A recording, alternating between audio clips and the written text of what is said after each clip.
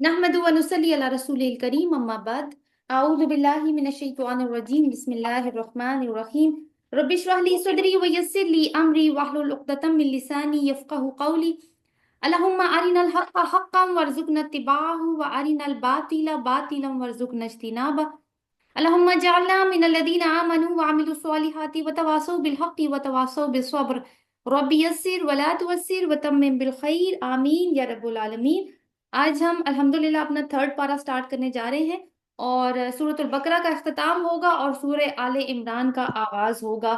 एक रवायत से जो मुतफ़क्का अलैह है लेसन का आगाज करते हैं। एक रवायत है कि रसूलुल्लाह सल्लल्लाहु अलैहि वसल्लम ने फरमाया, अल्लाह जिस शख्स के साथ भलाई का इरादा करता है उसे दीन की समझ अता फरमा देता है। तो अल्लाह ताला हमें भी उन लोगों में शामिल फरमाए। पारा नंबर 2 जो हमने कल किया सूरतुल बकरा, उसका एक छोटा सा रीकैप देख लेते हैं बिल्कुल पॉइंट्स की फॉर्म में। तहवील किबला का ऐलान हुआ, इमामत बदल गई, उम्मत वस्त की ताजपोशी हो गई जिसका नजरिया सिर्फ तौहीद है और तौहीद का मरकज क्या है, काबा।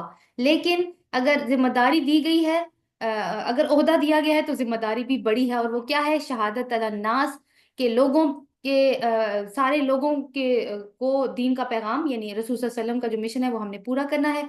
रसूल की अताअत की बात गुजरी। किताब को छुपाना हलाकत खेज है, उसकी आयत को छुपाना। नेकी का दुरुस्त तसव्वुर क्या था वो हमने पढ़ा। अहकामात शरीयत के बारे में हमने जाना। हलाल हराम में तमीज, किसास का हुक्म, वसीयत का कानून, रोजों की फर्जियत, हुर्मत के महीने, हज और उम्रे के अहकामात, किताल की फर्जियत। फिर ये है कि सूरतुल बकरा चूंकि मामलात के साथ भी डील करती है तो मामलात में हमने यतीमों के साथ सलूक कैसा होना चाहिए, शराब और जुए की हुर्मत का इब्तदाई हुक्म जो आया के बाद समझ जाओ, उसको हराम करार नहीं दिया गया। फिर कस्मों की अपने वादों की पासदारी का हुक्म आया। निकाह, हैज, ईला, तलाक, इद्दत, बच्चों की रज़ात, नमाजों की निगहदाश्त, किताल फी सबीलिल्लाह क्या होता है, मुसलमानों की बदर की तैयारी के लिए जहन साजी की गई जो हमने तालूत और जालूत के वाक़े में पढ़ी। जाहिदा बजी प्लीज माइक देखिएगा अपना। अच्छा जी, लास्ट जो कल आयत डिस्कस हो रही थी वो क्या थी कि ये अल्लाह की आयत है जो हम आपके ऊपर हक के साथ पेश करते हैं, बेशक आप रसूलों में से हैं। तो इसको हमने डिस्कस किया था। आज यहीं से मजमून दोबारा से जुड़ेगा अल बकरा का।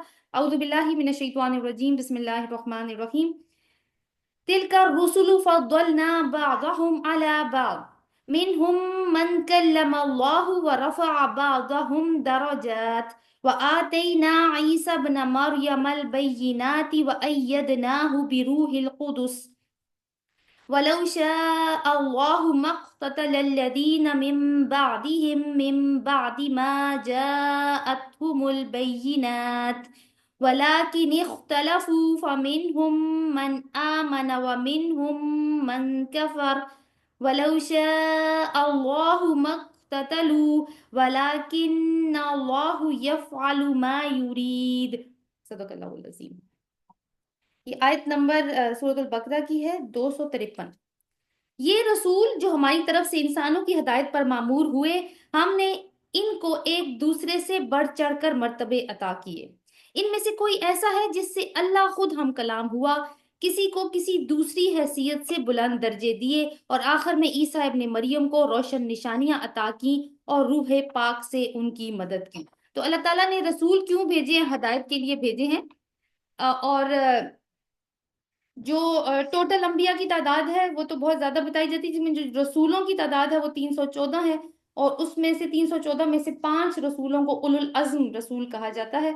और ये है कि यहाँ पे अल्लाह ताला ने कहा है कि हमने रसूलों को मुख्तलिफ दर्जात दिए हैं। ये बात अल्लाह ताला कह सकते हैं क्योंकि रसूल अल्लाह का बंदा होता है, लेकिन हम अल्लाह के अब्द होने की हैसियत से, रसूलों की उम्मती होने की हैसियत से नहीं कह सकते ये बात कि किसी रसूल का दर्जा ज्यादा है और किसी का दर्जा कम है। अल्लाह ताला ने इसमें जिक्र किया कि मूसा अलैहि सलाम के दर्जे की जैसे बात की कि अल्लाह ताला ने उनसे ऐसे कलाम किया जैसे कलाम किया जाता है। फिर उसके बाद ईसा अलैहि सलाम को कैसी कैसी रोशन निशानी और मोजज़ात दिए जो कि हम कुछ हमने उसका देखेंगे भी अहवाल आगे जाके आले इमरान में।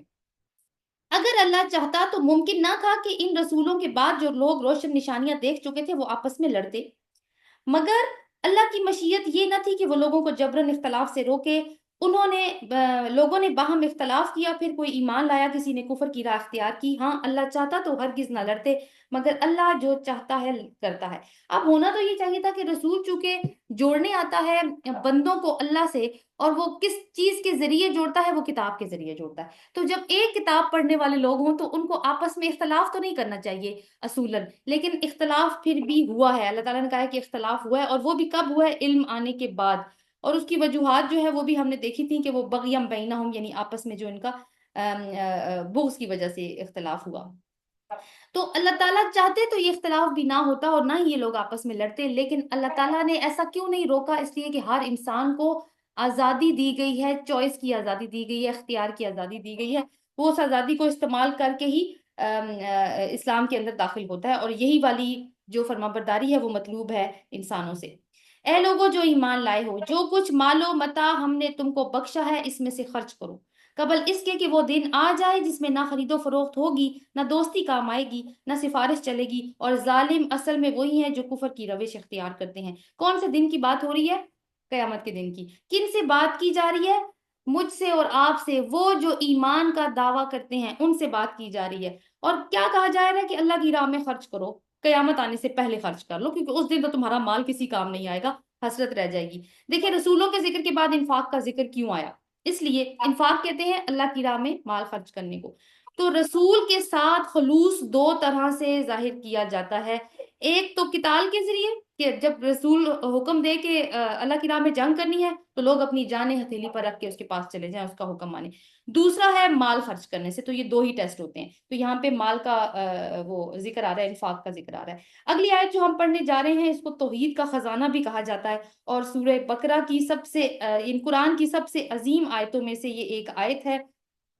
ایک روایت ہے کہ قرآن کی چوٹی سورۃ البقرہ ہے، اور سورۃ البقرہ کی چوٹی یہ والی آیت ہے۔ آپ کو پتہ ہے اس آیت کا نام کیا ہے؟ اس آیت کو کہتے ہیں آیت الکرسی، اور یہ 255 نمبر آیت ہے، ایک لمبی آیت ہے۔ اس کو جیسے کہ توحید کا میں نے آپ کو پہلے بتایا کہ توحید کا خزانہ ہے۔ جو شخص ہمارے نبی صلی اللہ علیہ وسلم نے بتایا، جو شخص ہر فرض نماز کے بعد آیت الکرسی پڑھے گا اس کو جنت میں جانے سے کوئی نہیں روک سکتا۔ اور آپ دیکھیں گے کتنی آسان سی بات ہے، لیکن اس کو سمجھ کے بھی پڑھنا ضروری ہے۔ آج ہم کچھ اس کو سمجھنے کی بھی کوشش کریں گے۔ اللہ لا الہ الا هو الحی القیوم، اللہ وہ زندہ جاوید ہستی جو تمام کائنات کو سنبھالے ہوئے ہے، اس کے سوا کوئی خدا نہیں، یعنی کوئی الہ نہیں ہے اس اللہ کے سوا۔ اللہ ہمارے رب کا ذاتی نام ہے۔ دیکھیں اللہ لا الہ الا ہو، یہ ویسی ہی بات ہے جو ہم کہتے ہیں لا الہ الا اللہ، نہیں ہے کوئی معبود سوائے اللہ کے، وہی برحق معبود ہے۔ انداز وہی ہے کہ اس کے سوا کوئی معبود نہیں ہے۔ اور اس کی کیا صفات یہاں پہ بیان ہوئی ہیں؟ الحی۔ الحی کا مطلب ہے زندہ کرنے والا، یعنی دنیا میں ہمیں جتنی بھی زندگی نظر آتی ہے وہ اس کی وجہ سے ہے، وہی زندگی کو پیدا کرنے والا ہے۔ اور دوسری بات ہے کہ زندگیوں کو یعنی مخلوقات کو پیدا کر کے وہ چھوڑ نہیں دیتا، بلکہ ہر لمحے وہ ان کے اوپر نظر رکھتا ہے، کوئی چیز اپنی جگہ سے ہٹ نہ جائے۔ جیسے کہ مالی کسی چھوٹے سے نازک پودے کی کیئر کرتا ہے نا، جیسے ہم نے پہلے بھی ڈسکس کیا تھا رب کے معنی میں، تو جتنے جتن وہ کرتا ہے لیکن مالی ایک دن چھوڑ جاتا ہے، لیکن اللہ تعالیٰ نہیں چھوڑتا۔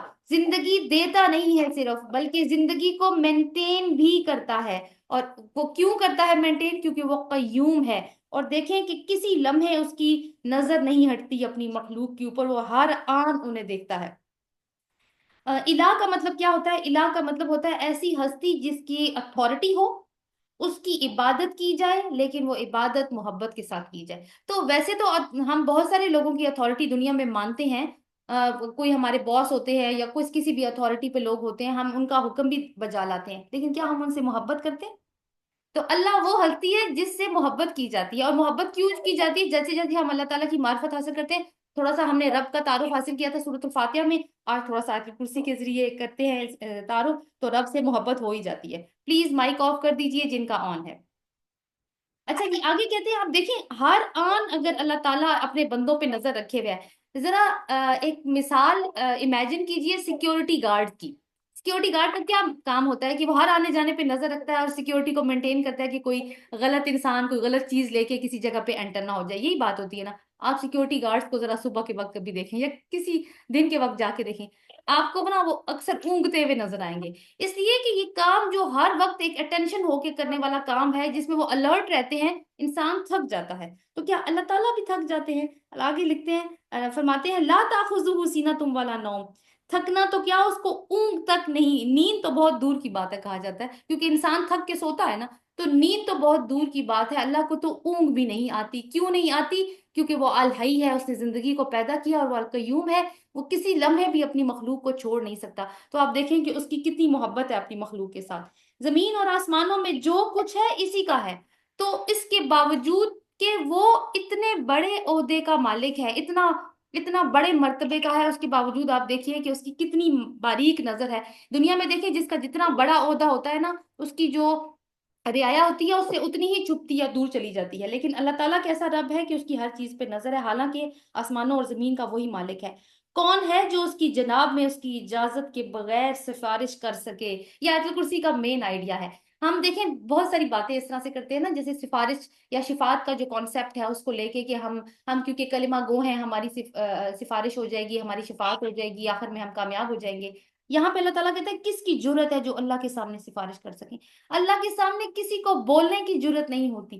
تو ہم یہ آرگیومنٹ کیسے لے سکتے ہیں کہ میں تو اللہ کے سامنے یہ بول دوں گی، میں تو اللہ کے سامنے وہ کہہ دوں گی، میں تو اس کا کوئی غلطی کی ہے میں تو اس کا یہ صفائی پیش کر لوں گی؟ یہ کام ہم نہیں کر سکتے، کیونکہ کسی کو بھی بولنے کی ضرورت نہیں ہوگی اس کے سامنے۔ جو کچھ بندوں کے سامنے ہے اسے بھی وہ جانتا ہے، اور جو کچھ ان سے اوجھل ہے اس سے بھی وہ واقف ہے۔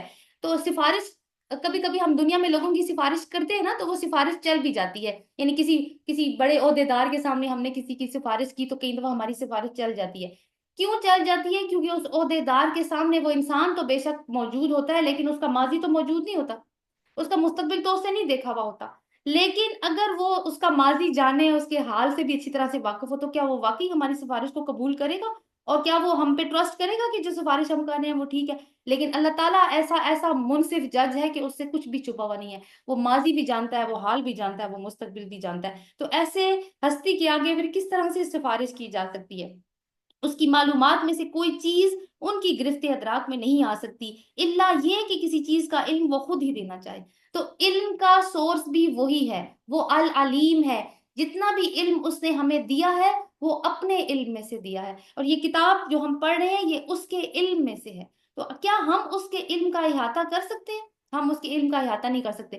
تھوڑا سا علم جو ہمارے پاس ہے وہ اسی کی دین ہے۔ اسی لیے جو مانگنے کی ایک دعا دی گئی ہے قرآن پاک میں، جو ہمارے نبی بھی مانگا کرتے تھے، وہ کیا ہے؟ ربی زدنی علما، اے اللہ مجھے علم میں زیادہ کر دے۔ تو یہ چیز ہے جو ہمیں اپنے رب سے مانگنی چاہیے۔ اس کی حکومت آسمانوں اور زمین پر چھائی ہوئی ہے، یعنی یہاں پہ جو بات آئی ہے نا، وسیع کرسیہ السماوات والارض، یعنی اس کی کرسی آسمانوں اور زمین پہ چاہیے۔ کرسی کا لفظ استعمال ہوا ہے جو عام طور پر حکومت کی علامت سمجھا جاتا ہے نا، اردو زبان میں بھی ہم یہی کہتے ہیں نا کہ وہ کرسی کی طلب میں ہے، اس طرح کی بات کرتے ہیں جو جو اقتدار کی طلب میں ہوتا ہے۔ تو اس کی حکومت تو آسمانوں اور زمین پر چھائی ہوئی ہے، اور ان کی نگہبانی اس کے لیے کوئی تھکا دینے والا کام نہیں ہے، ہر ٹائم وہ نگہبان ہے۔ کیوں؟ کیونکہ وہ قیوم ہے، بس اسی کی ذات ہے جو بزرگ و برتر ہے۔ تو یہ ایک تعارف تھا اللہ تعالیٰ کا، اور بڑی ہی آپ دیکھیں کہ خوبصورت صفات جو ہیں وہ استعمال ہوئی ہیں۔ بہت ڈیٹیل میں تو ہم دورہ قرآن میں بات نہیں کر سکتے، بہرحال جتنی بھی ہمیں سمجھ آئی، آئندہ سے اگر ہم آیت الکرسی پڑھتے ہیں تو یہ پوائنٹس ہمارے مائنڈ میں رہنے چاہیے۔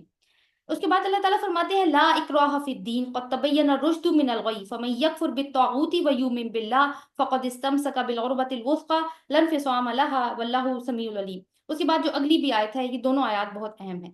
دین کے معاملے میں کوئی زور زبردستی نہیں ہے، اس کا مطلب یہ نہیں ہے کہ ہم زبردستی لوگوں کو مسلمان کر سکتے ہیں، ٹھیک ہے؟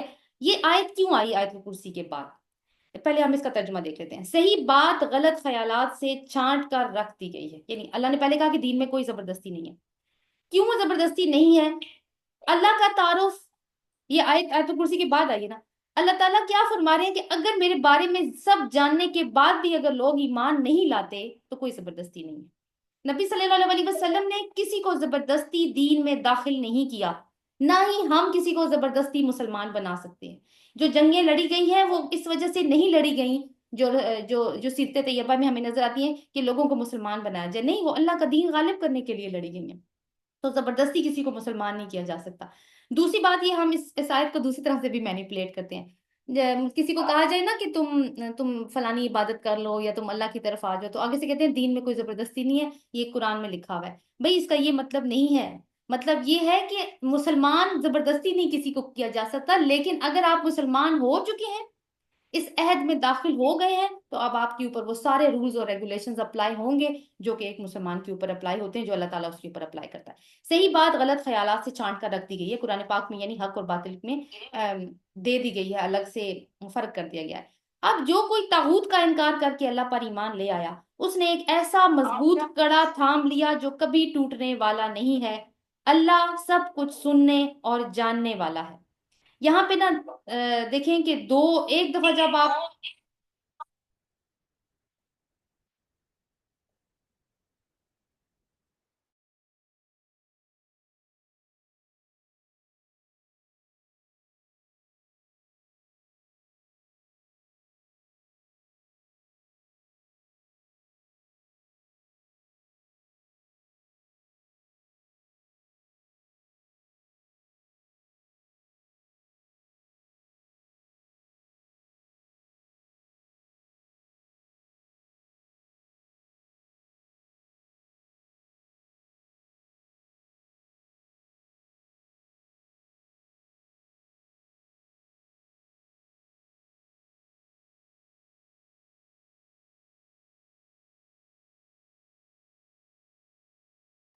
I am so sorry.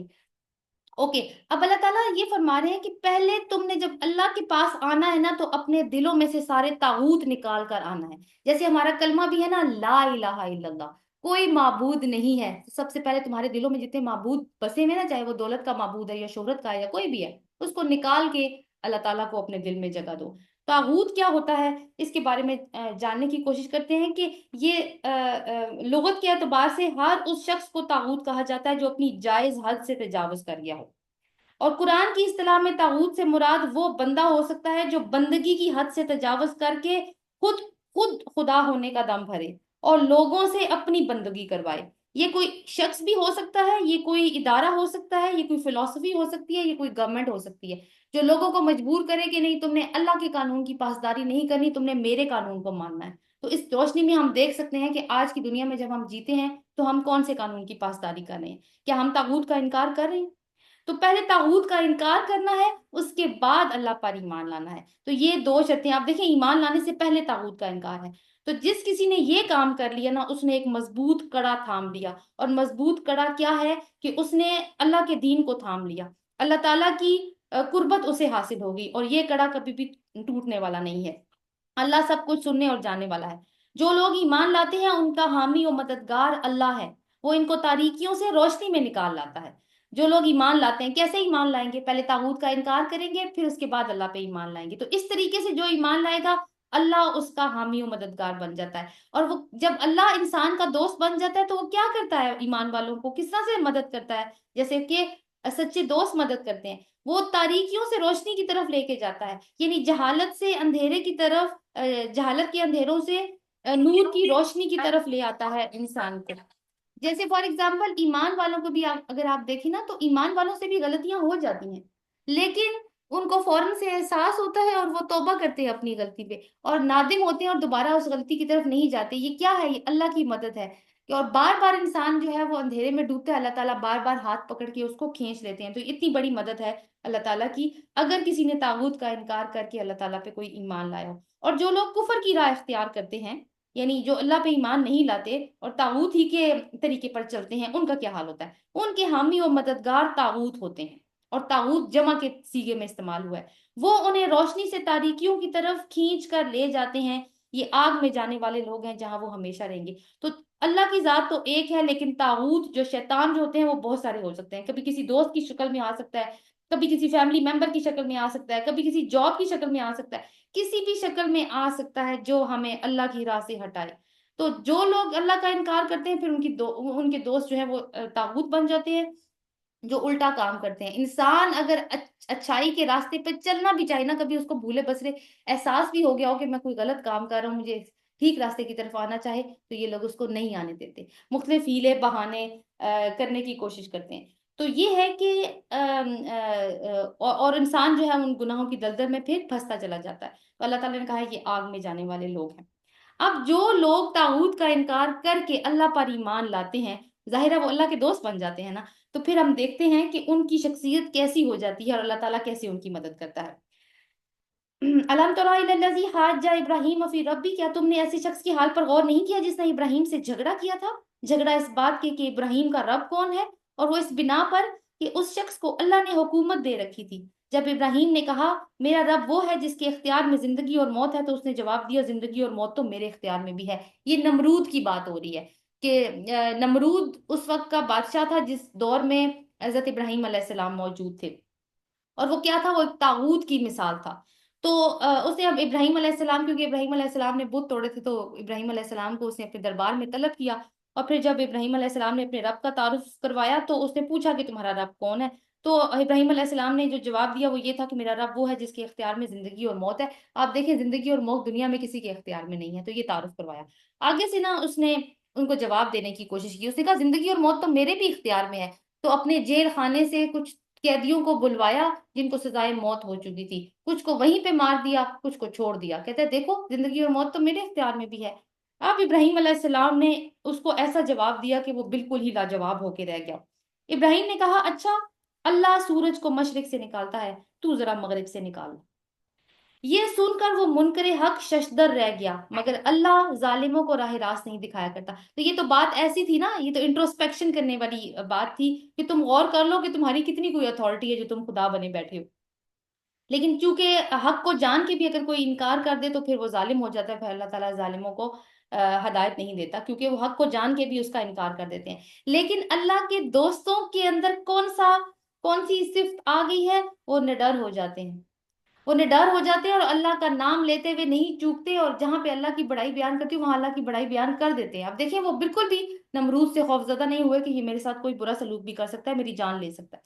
تو اس ایسے لوگوں کو پھر اللہ تعالیٰ اکیلا نہیں چھوڑتا.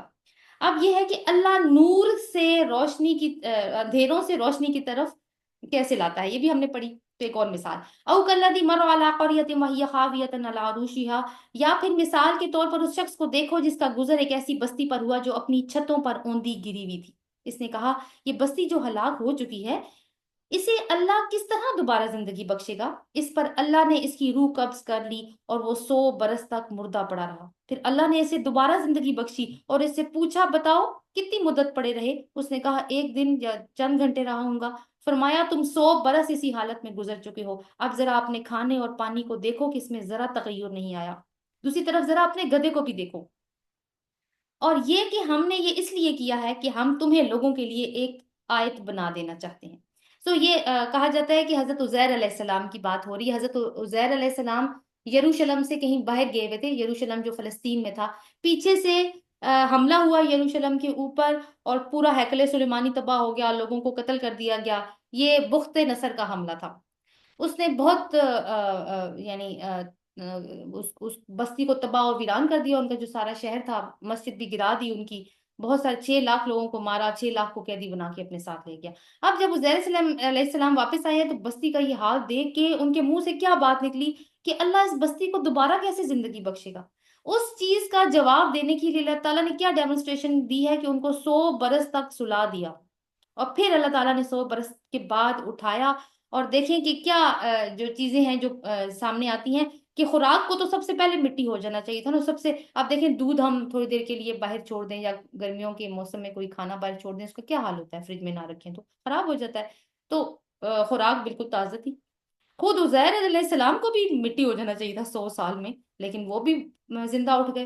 لیکن اور گدھے کو زندہ کر کے اللہ تعالیٰ نے ڈیمونسٹریٹ کیا کہ وہ زندوں کس طرح سے مردوں کو زندہ کر دیتا ہے.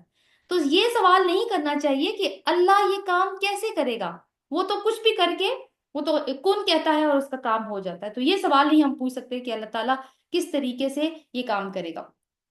پھر آپ دیکھیں گے یہ آیت ہمیں ایک حوصلہ بھی دیتی ہے. جب ہم بہت مایوس ہو جاتے ہیں نا، ہم سوچتے ہیں یہ کام نہیں ہو سکتا، لیکن یہ آیت ہمیں مایوسی سے نکالتی ہے کہ نہیں، میرا رب کچھ بھی کرنے پر قادر ہے. آگے اللہ تعالیٰ نے کہا یہ کیوں کیا میں نے؟ کیونکہ ہم لوگوں کے لیے تمہیں ایک نشانی بنا دینا چاہتے ہیں. یعنی تم लोगों को आयत सुनाओगे नहीं, बल्कि खुद एक चलती फिरती आयत होगे अल्लाह की। अब 100 साल के बाद जब ये अपनी बस्ती में वापस जाएंगे, बनी इसराइल में, तो लोग उनको देख के ईमान नहीं ले आएंगे कि ये कैसे हो सकता है कि इतने अरसे बाद भी एक शख्स उसी तरह जवान उसी एज में वापस आ जाए। फिर देखो हड्डियों के इस पिंजर को हम किस तरह उठाकर गोश्त पोस्ट इस पर चढ़ाते हैं। इस तरह जब हकीकत उसके सामने नुमायां हो गई तो उसने कहा, क़ाला अअलमु अन्नल्लाह अला कुल्ली शैइन कदीर, उसने कहा मैं जानता हूँ अल्लाह हर चीज पर कुदरत रखता है। तो अल्लाह ताला के इख्तियार में कुछ भी है, वो कुछ भी कर सकता है, रब के इख्तियार में है ये सारा कुछ। तो किस तरह से आप देखें कि एक अंधेरे वाली सिचुएशन से निकाल के अल्लाह ताला अपने रसूल को रोशनी की तरफ ले आया। वो वाकया भी पेश नजर रहे जब इब्राहिम ने कहा था कि मेरे मालिक मुझे दिखा, तू मुर्दों को कैसे जिंदा करता है। फरमाया क्या तू ईमान नहीं रखता। उसने कहा ईमान तो रखता हूँ, मगर दिल का इत्मीनान दरकार है। तो इत्मीनान दिल का, यानी दिल का यकीन चाहता हूँ। तो अल्लाह ताला अपने अंबिया को गैब के मुशाहिदे करवाते हैं, और वो इसलिए करवाते हैं कि जो जिम्मेदारी उनको दी गई होती है ना, उसका तकाजा यही होता है कि उनको इल्म यकीन हासिल हो। जिन जैसे फॉर एग्जाम्पल के रसूलों ने हमें बताया कि मौत के बाद दोबारा जिंदगी होती है, तो इसका मुशाहिदा उन्होंने खुद किया हुआ होता है। इसकी वजह से वो इतनी कन्विक्शन, इतनी यकीन के साथ लोगों को बताते हैं कि नहीं, जो तुम सोच रहे हो वो गलत बात है, हमने देखा हुआ है इस चीज को। तो ऐसी ही बात हो रही है। अब क्या हुआ, अल्लाह ताला ने कहा ठीक है। फरमाया अच्छा तू 4 परिंदे ले, इनको अपने साथ मानूस कर ले। मानूस का लफ्ज याद रखना। फिर इसका एक एक टुकड़ा एक एक पहाड़ पर रख दे, फिर उनको पुकार, उनको आवाज लगा, वो तेरे पास दौड़े चले आएंगे। खूब जान ले अल्लाह निहायत बा इक़्तिदार और हकीम है। तो इसमें इसमें क्या मतलब है, मैंने आपसे कहा था कि मानूस का लफ्ज आपने याद रखना है कि अल्लाह इंसान अल्लाह से कैसे मानूस है, रूह के जरिए। अब देखिए कि परिंदे तो मर गए थे ना, मरे हुए परिंदे कैसे जिंदा हुए। पहले वो मानूस हुए थे हजरत इब्राहिम अलैहिस्सलाम के साथ, जैसे पेट्स मानूस हो जाते हैं, उसके बाद आवाज के जरिए उठ गए हैं। तो हम में जो इंसान अल्लाह ताला से कैसे मानूस है, रूह के जरिए। जो हम भी जब मर के मिट्टी हो जाएंगे तो किस तरह से दोबारा एक आवाज से उठ खड़े होंगे ना, और वो आवाज कौन सी होगी, जब सूर में फूंक मारी जाएगी तो हम दोबारा से जी उठेंगे। तो ये डेमोन्स्ट्रेशन है जो अल्लाह ताला ने हजरत इब्राहिम अलैहिस्सलाम को करवाई है। मसलुल लज़ीना युनफिकूना अम्वालहुम फी सबीलिल्लाहि कमसली हब्बा।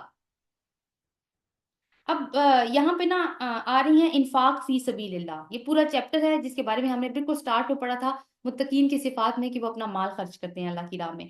तो अब उसमें ना बहुत स्ट्रेच में एक पूरा आप कह सकते हैं कि एक लॉन्ग चैप्टर है इन्फाक फी सबीलिल्लाह का। तो मुसलमानों को दावत दी जा रही है, उम्मत वसता को, कि जिस मकसद अजीम के लिए तुम ईमान लाए हो उसकी खातिर जान और माल की कुर्बानी देनी पड़ेगी।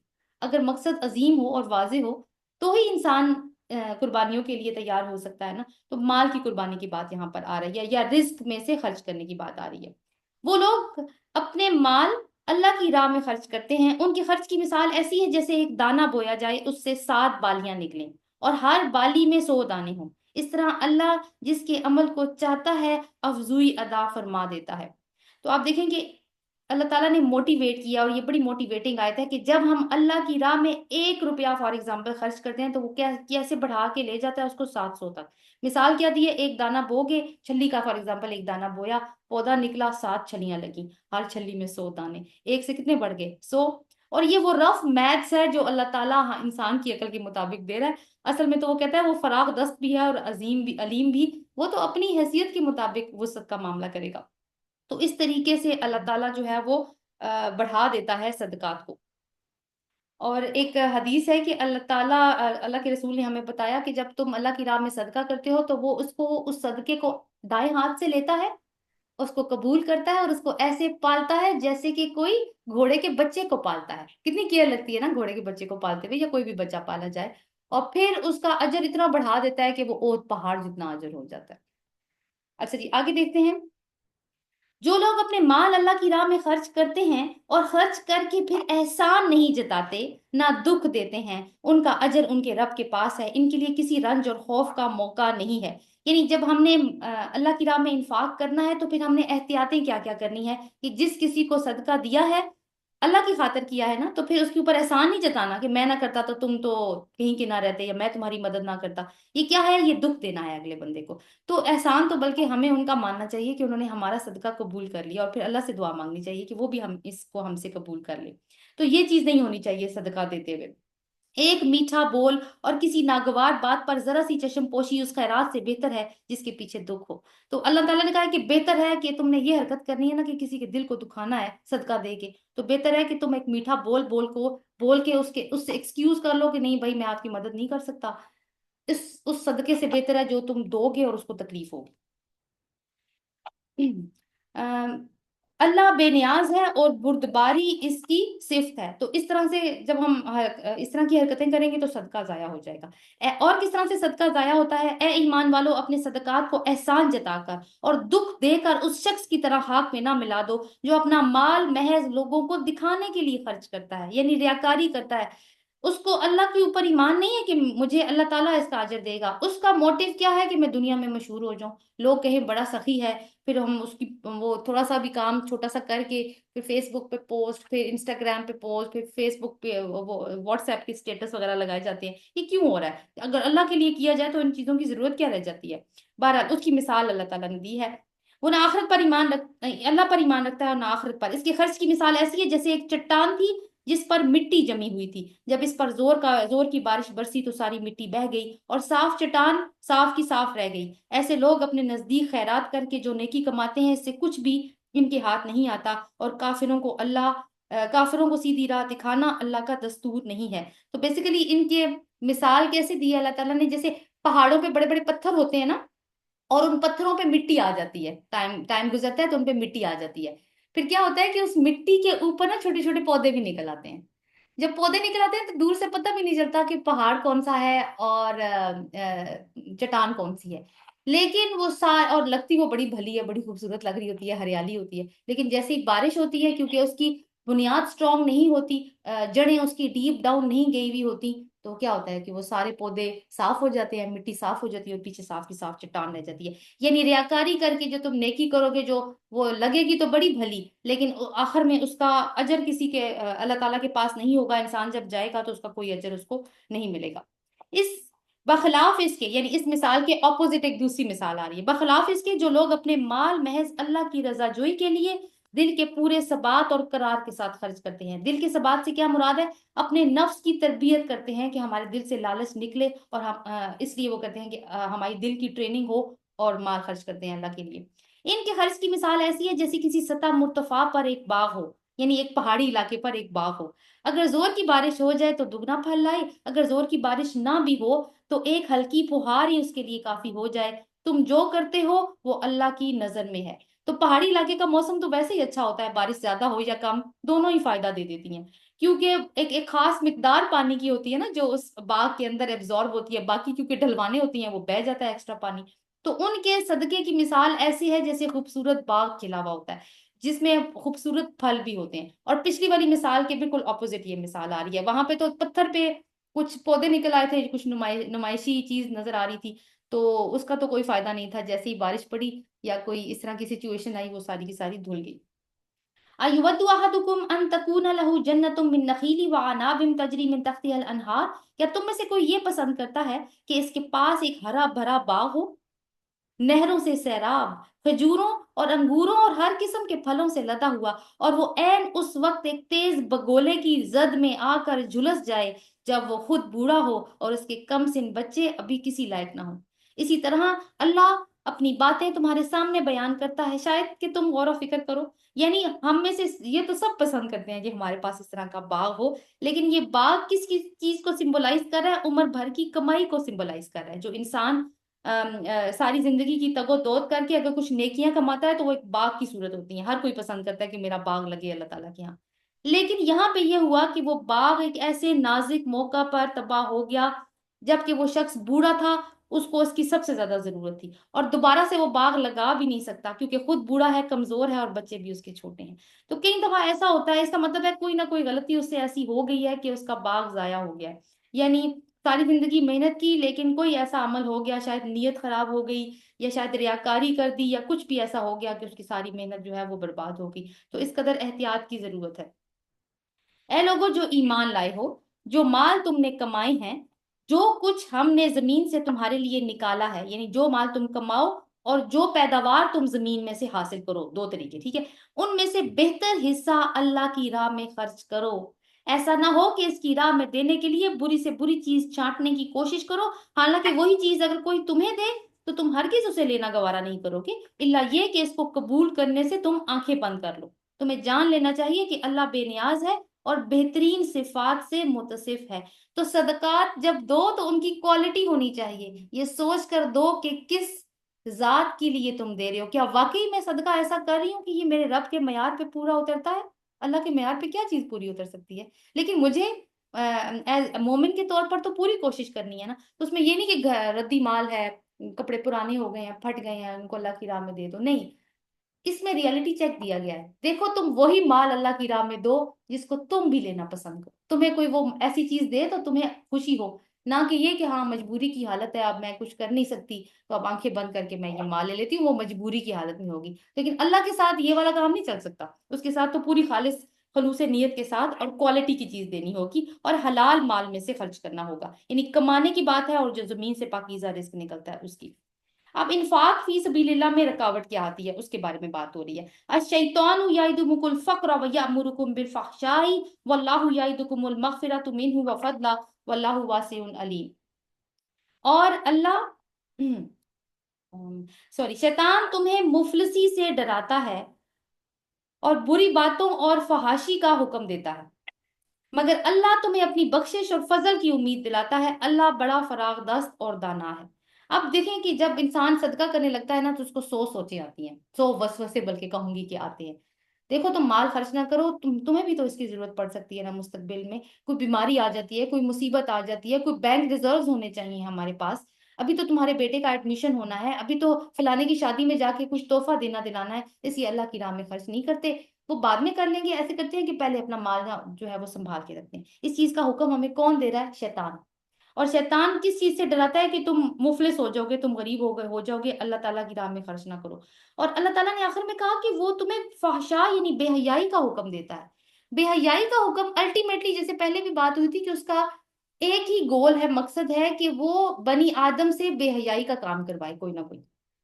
اب دیکھیں کہ جب ہم شیطان کے وسوسوں میں آ جاتے ہیں، اس کا مطلب ہے ہم اپنا کنٹرول اس کے ہاتھ میں دے دیتے ہیں، اور جب ہم اپنا کنٹرول کسی کے ہاتھ میں دے دیتے ہیں تو ہم تو کٹ پتلی بن جاتے ہیں نا، تو شیطان پھر جس طریقے سے چاہتا ہے اس کٹ پتلی کو، اس پپٹ کو یوز کرتا ہے۔ تو ہم نے شیطان کے ہاتھوں کٹ پتلی یا پپٹ نہیں بننا، اللہ تعالیٰ نے ہمیں بہت ہی تکریم دے کے پیدا کیا اور ہمیں امت وسط کا ممبر بنایا، یہ بات ہمیں بھولنی نہیں چاہیے۔ اللہ تعالیٰ جس کو چاہتا ہے حکمت عطا کرتا ہے، بہت خوبصورت ہے، یوت الحکمت من یشاء ومن یوت الحکمت فقد اوتی خیرا کثیرا۔ اللہ جسے چاہتا ہے حکمت عطا کرتا ہے، اور جس کو حکمت مل گئی اسے تو خیر کثیر عطا ہو گیا، اور نہیں نصیحت پکڑتے مگر وہی جو دانش مند ہے۔ حکمت کیا ہوتی ہے؟ حکمت کا مطلب ہوتا ہے صحیح وقت پر صحیح فیصلہ کرنا۔ انفاق فی سبیل اللہ کی نوبت آئی ہے، ضرورت ہے میرے مال کی، اللہ کے دین کو ضرورت ہے، اللہ کے بندوں کو ضرورت ہے، خرچ کر دو، یہی ہے نا حکمت۔ تو اور دوسرا مطلب کیا ہوتا ہے؟ وہ علم جو عمل میں آ جائے۔ تو کیا ہے کہ علم تو دیا جا رہا ہے لیکن عمل تو وہی کریں گے نا جو عقل مند لوگ ہوں گے، اور صاحب حکمت یعنی جس کے پاس حکمت ہوگی وہی یہ کام کرے گا۔ شیطان کے فالوورز کیا کریں گے؟ وہ تو اپنا مال بچا بچا کر رکھیں گے۔ وما انفقتم من نفقة او نذرتم من نذر فإن الله يعلم۔ تم نے جو کچھ بھی خرچ کیا ہو اور جو نظر بھی مانی ہو، اللہ کو اس کا علم ہے، اور ظالموں کا کوئی مددگار نہیں۔ نظر کیا ہوتی ہے؟ نظر کوئی اس طرح کا، آپ دیکھیں کہ اپنے ذمے کوئی کسی چیز کو فرض قرار دے دینا جس کو اللہ نے فرض نہ کیا ہو، فار ایگزامپل کہ کسی جائز مراد پوری بر آنے کے لیے ہم کہتے ہیں یا اللہ تو ہمارا یہ والا، ہماری یہ دعا قبول کر لے، ہم تیری راہ میں تیرے لیے روزہ رکھیں گے، یا تجھے راضی کرنے کے لیے نوافل ادا کریں گے، یا کوئی صدقہ پیش کریں گے، تو یہ کیا ہے؟ نظر۔ اور نظر صرف اللہ کے لیے مانی جا سکتی ہے، غیر اللہ کے لیے نظر نہیں